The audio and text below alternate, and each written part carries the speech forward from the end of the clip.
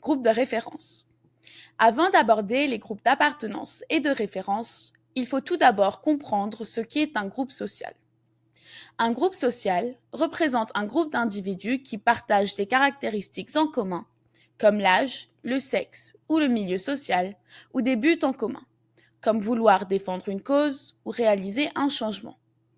Mais surtout, les membres d'un groupe social doivent être conscients d'appartenir à ce groupe et doivent entretenir des interactions plus ou moins directes les uns avec les autres. Il faut donc distinguer un groupe social d'un simple regroupement d'individus. Par exemple, des personnes en train d'attendre l'autobus dans la rue ne représentent pas un groupe social. D'autre part, les élèves d'une classe de première sont en effet un groupe social. Maintenant, il y a deux types de groupes sociaux, les groupes d'appartenance et les groupes de référence.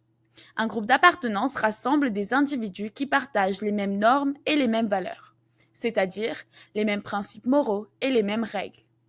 Tout individu possède un ou plusieurs groupes d'appartenance. Le groupe d'appartenance d'un individu est le plus souvent sa famille. Prenons un exemple. Jean est un ouvrier. Son fils s'appelle Édouard. Édouard fut éduqué avec les normes et les valeurs de la classe ouvrière. Dans cette situation, le groupe d'appartenance d'Édouard est ouvrier.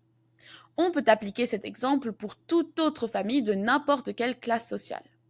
Cependant, un individu peut vouloir appartenir à un autre groupe social qui est différent de son groupe d'appartenance. On appelle ce groupe social le groupe de référence. L'individu va donc intégrer les normes et les valeurs de son groupe de référence, auquel il n'appartient toujours pas, mais qu'il souhaite rejoindre. On appelle ce processus d'intégration la socialisation anticipatrice. Essayons de remettre cela au clair avec notre ami Édouard. Édouard est maintenant en âge de commencer ses études. Mais Édouard, même s'il possède les normes et les valeurs d'un ouvrier, rêve de devenir cadre.